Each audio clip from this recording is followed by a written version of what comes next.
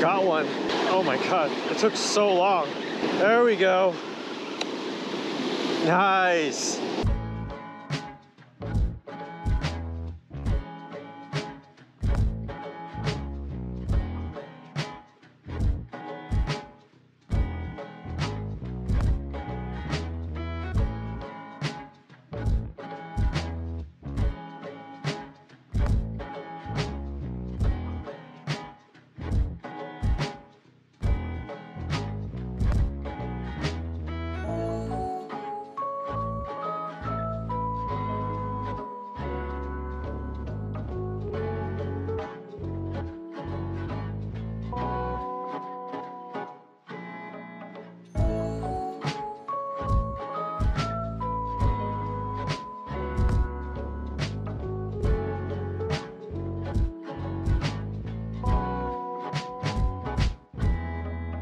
What's up, anglers and anglets? It's your boy Sven and welcome back to my channel. So Amber and I are actually up in the San Fran area. We headed up here to go check out the Fisherman's Life event. It'll be over by the time that this video comes out, but the next time that the street fair is going on, I'll be sure to let you guys know. Really cool. There was a lot of people who showed up. They had vendors of all sorts of kinds. I know other YouTubers were there as well. Local businesses, food, music. So the next time that they have it, I'll be sure to let you guys know and you guys get to check it out for yourself. It's such a beautiful day for fishing. Well, a beautiful day in general, not just for fishing. I mean, look at that.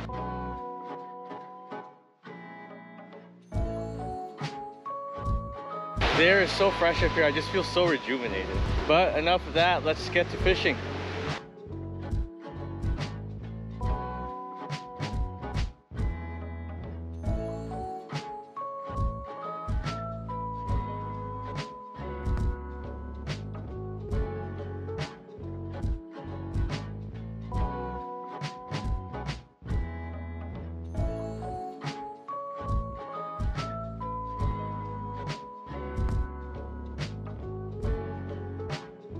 If you ever get Berkley Gulp sandworms, put them into like a nice jar or something. I like to use a Ziploc bag because, as you can tell, it leaks really bad and you do not want this stuff in all your tackle. So I bought bait buttons, which are these little tabs that you can put on to keep the bait there. Only problem is I forgot it. So we thought, what about using a rubber band? Snip the edges. Basically got a makeshift bait button in the meantime. First things first, before we do any type of fishing, this beach that I'm at, there's signs everywhere that say be careful, rip currents, high swells, etc, etc. They kind of give you an idea of how rough it is out here. One of the most important rules when you're surf fishing, never turn your back against the ocean. The waves look a little strong as well, so I'm not going to go too far out in the water with my waders. Last thing I need is for a big wave to come splash me and knock me down on my feet. I don't need to get extra cold for no reason. I'm using a Carolina rig. I got 2 glass beads. You don't need 2 glass beads. Usually Carolina rigs only use 1. I just figured maybe 2 would be fun to do a little clicky-clacky action. A couple guys to my right, they already caught 2 surf perches in the last 5 minutes, so hopefully something will go for this Gulp sandworm. What the heck is this thing? Got one. Oh my God, it took so long. There we go. Nice. Woo.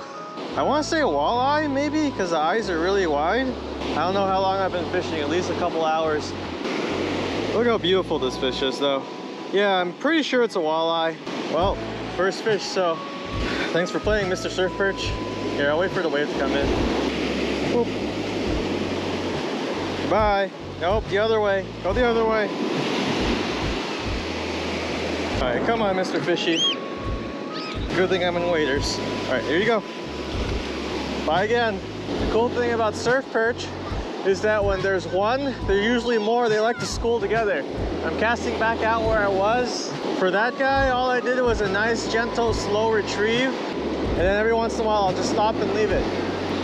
That's one thing I like about Berkley Gulp sandworms, is besides the fact that, oh, I think I'm getting nibbled. Oh wait, no, I think I lost him. Besides the fact that Berkley Gulp sandworms are a phenomenal bait for surf perch, they are scented. Even if you cast it all day, there's still some scent to it. If you want to change it out for a fresh one, you can, but they hold their scent really well. you can kind of treat it like a bait because the scent's always just gonna disperse and the waves will do the action for you. So far, this little piece of rubber band as a makeshift bait button is working really well though. Well, Amber waddled her way over and she brought me some fried chicken. Thank you, sweet pea. How long have you been out here? We've been out here like 4 or 5 hours. Really? I only got one fish so far. That's okay, because I also bought more stuff. But here, I got mussels. I got shrimp. I got you some water. Woo! And I got you a blue machine. It's the quenchiest. Amber coming in clutch, making sure I stay alive out here. I didn't realize they've been fishing for like 5 hours. Yeah, like 4 or 5 hours. Jeez. Well, I mean, that's fishing for you. That's why I brought you antioxidants. There's the one thing about fishing like on the beach up here in NorCal. Waders are kind of a must. You're down in SoCal, you can be out in your shorts, but up here, like, what's the temperature? It's like 60 degrees right now, maybe colder. 55. Super cold. What's the weather like down in SoCal? 75. That's a 20 degrees difference. But yeah, waders are kind of a must up here. I can actually kind of feel my toes getting cold through my waders. And I got some nice thick socks on too. Ah! Walking on the sand kind of rough. Yeah. I was not built for this. And you're kind of wearing Converses, so. And this is why Amber is the biggest sweetie pie. Gulp Sandworms only caught one fish. And she went ahead and grabbed some mussels for me to try. And some shrimp, which is my favorite bait anyways. So thank you, sweet pea. Are you gonna waddle back to the car? Yeah, I'm cold. Yeah, it's really cold, huh? I'm sniffy. All right, there we go. Looking pretty good.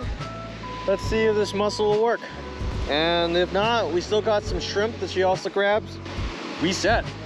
Actually, come to think about it, maybe mussels will work a little bit better close to the cliffs over there, because that's usually where mussels are found anyways. Some other anglers are actually leaving, so they kind of just gave me a whole bunch of sand crabs to use. I went from only having one type of bait to 4 different types of bait now. Let's go. Actually, before I get started, I'm gonna go ahead and let go of a whole bunch of the sand crabs because I'm not gonna use that much. The limit for sand crabs daily is about 50. I am slightly concerned that there might be more than 50 in here. Don't keep what you don't need. Like, look how small these guys are. I'm just gonna take the time to throw them, let them live. I'm not entirely sure what the regulations is if people gift you a whole bunch of sand crabs. Man, sand crabs ain't working either. Here we go, shrimp all hooked up. Doesn't that look scrumptious? Something's gotta go for this. Shrimp's never failed me before. Come on, shrimpy boy. All right, guys, probably gonna call it really soon. I think I've been out here for about 8 hours and only caught one fish. I only try to post if they have some sort of value to it. So let's see if we can add some value to this video. For safety, never turn your back against the ocean. That's a given wherever you're fishing. For quality of life, if you're surf fishing, have at least an 8-foot rod. It helps with casting, getting distance. It helps with keeping your line above the waves and stuff. If you're fishing a little bit more up north, like NorCal or Central, the waters are a lot colder. Waders are a little bit more of a necessity. You can definitely still fish out here with some shorts, but why would you do that to yourself? If you're gonna be fishing for a while, don't forget to take breaks. Don't forget to drink water. Always good to stay hydrated. Always good to make sure you're taking care of yourself. If you're just standing here in the surf, your legs are constantly being bashed by the waves. After a while, your knees are gonna start to hurt. Plan accordingly. Always make sure you're staying warm, you're staying comfortable. I guess another big thing about fishing is if you're new to fishing, there's gonna be days where you kind of catch only one, but don't give up, you gotta keep practicing. All right, let's see, what else is good value? Call your parents, call your grandparents, call your friends, check up on everybody, see how you're doing. Life is gonna be the longest thing any one of us is ever gonna do, but in the grand scheme of things, life is also pretty short. Take care of one another. All right, I think that's about it for value. I'll see you guys in the next video. Peace.